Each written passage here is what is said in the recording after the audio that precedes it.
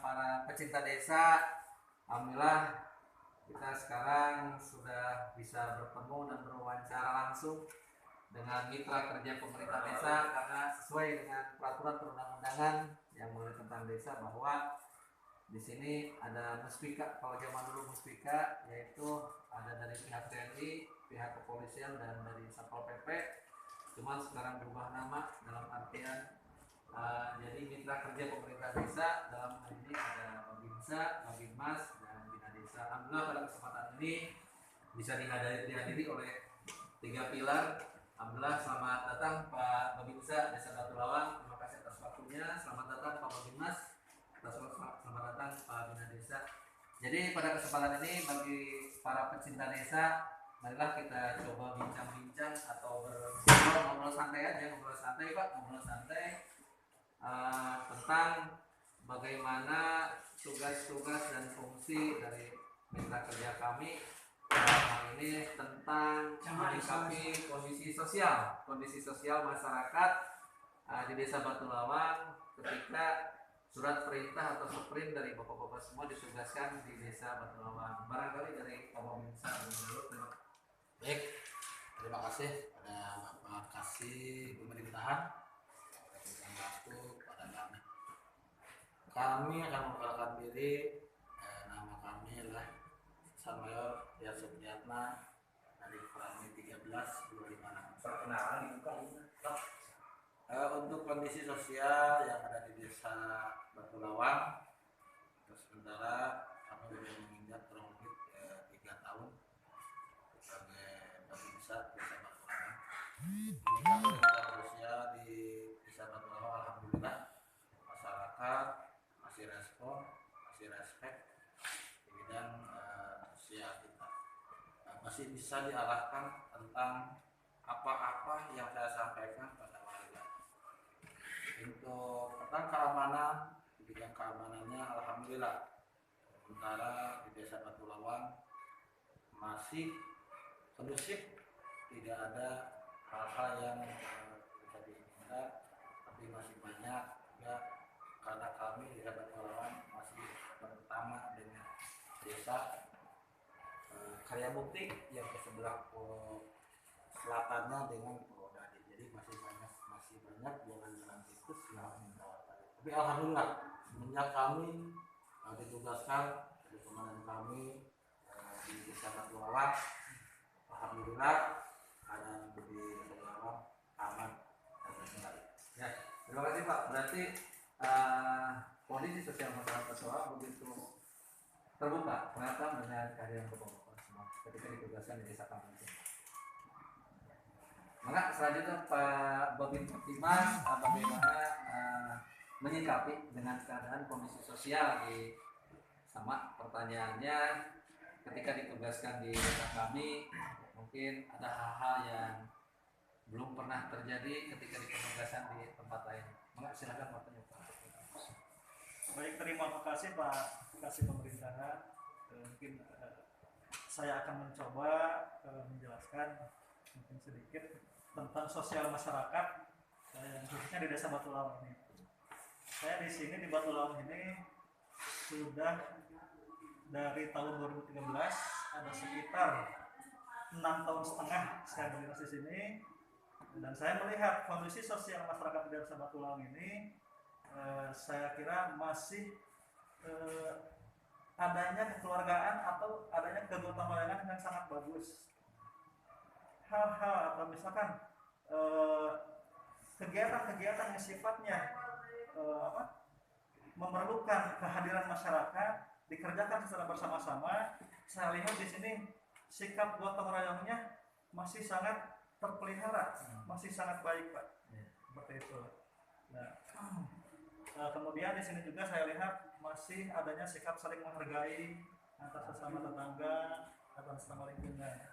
Dan saya rasa ini sangat baik sekali untuk menunjang terciptanya suatu keamanan di sebuah desa atau di sebuah lingkungan.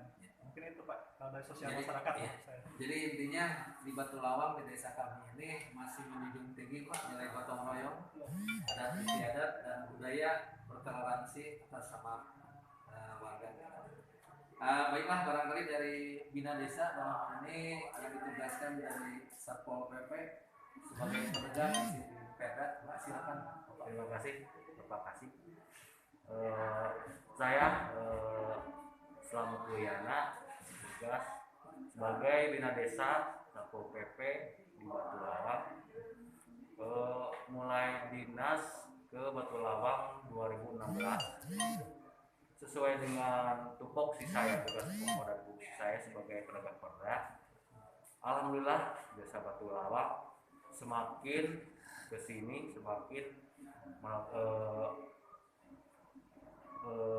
semakin baik dalam masalah peraturan daerah, Pak.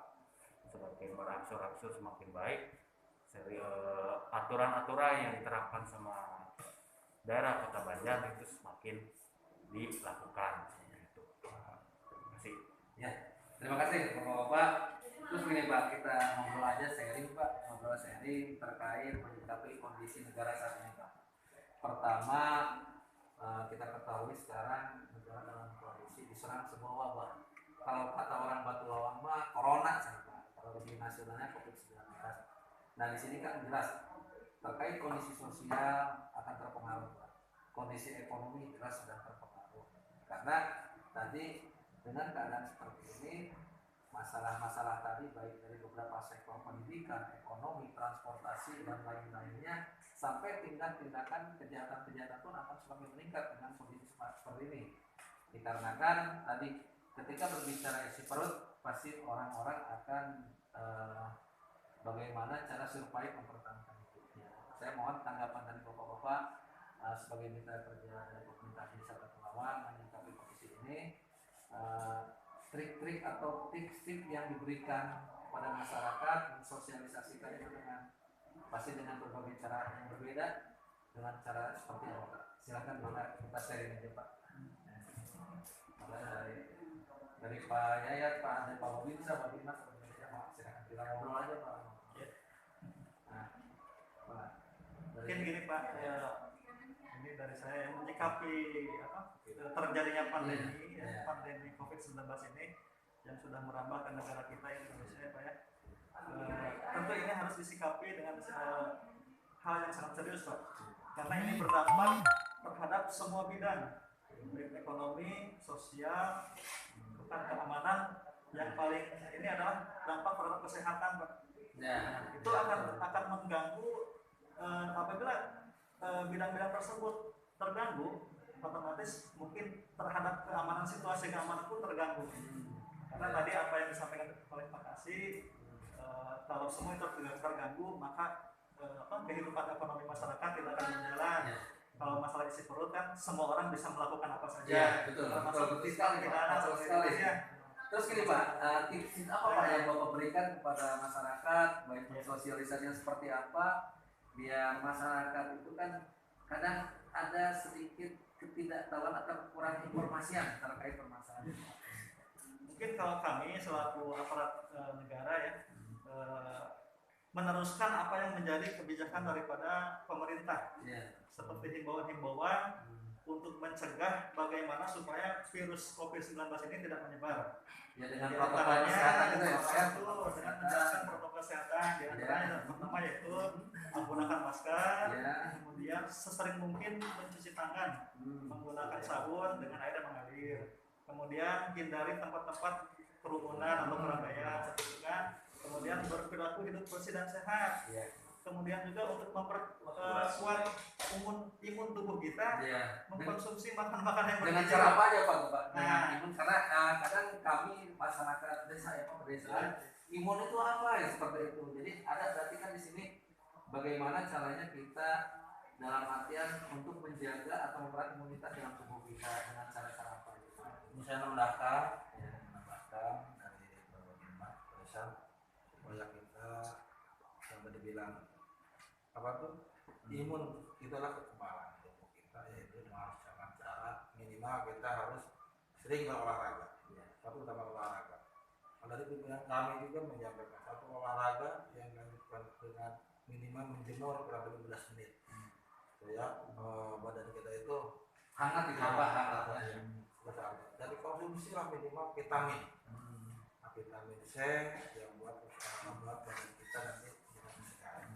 Dan menyikapi yang tadi bilang karena sekarang sedang pandemi COVID, ya akan imbasnya semua juga perkara keamanan kita. Ya. Contohnya di bidang keamanan, kita harus juga menyampaikan juga kepada Lima, minimal sering-sering, ya ini membaca situasi. Karena apa? Takut yang banyak sekarang itu imbasnya ke ekonomi, di dalam pandemi mereka, yaitu pas kami harus siap terus.